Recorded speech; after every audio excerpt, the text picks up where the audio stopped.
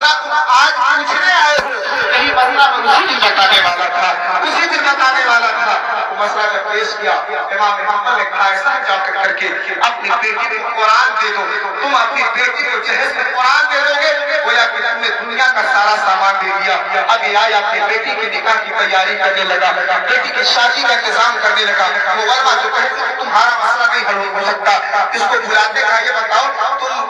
اپنی بیٹی کو جہیز میں دینے کے لیے انتظام کہاں سے کیے کہا کہ میں اپنی بیٹی کو قرآن بیٹی کے جہیز میں قرآن دے دوں گا ساری چیزیں گویا کہ میں نے اپنی بیٹی کے جہیز میں دے دیا تب وہ علماء نے کہا کہ شربت بیچتے آج تو فقی کیسے ہو گئے مفتی کیسے ہو گئے تب اس نے کہا کہ یہ جواب میں تنہا نہیں دے رہا ہوں بلکہ میرے پیر امام حنبل کا ہاتھ ہے انہوں نے اس مسئلے کو حل فرمایا ہے ساتھ آج شادیاں ہوتی ہیں دنیا کے سارے سامانوں کا انتظام ہو جاتا ہے گاڑی موٹر کا انتظام ہو جاتا ہے پولیس کوکر کا انتظام ہو جاتا ہے سونے رہنے سہنے کا انتظام ہو جاتا ہے وقت آخر کیا معلوم ہوتا کہ قرآن چھوٹ گیا ہے مصلی چھوٹ گیا ہے تصویر چھوٹ گئی ہے جب یہ سب سے اہم اور ضروری چیزیں یہی ہیں ساتھ بیٹیوں کی شادی ہو بہنوں کی شادی ہو دنیا کے تمام سامان کا انتظام کرنے سے پہلے قرآن کا انتظام کر لو مصلی کا انتظام کر لو بیٹی کو مصطفیٰ کی شریعت کے بارے میں بتا کر کے رخصت کرو حضرات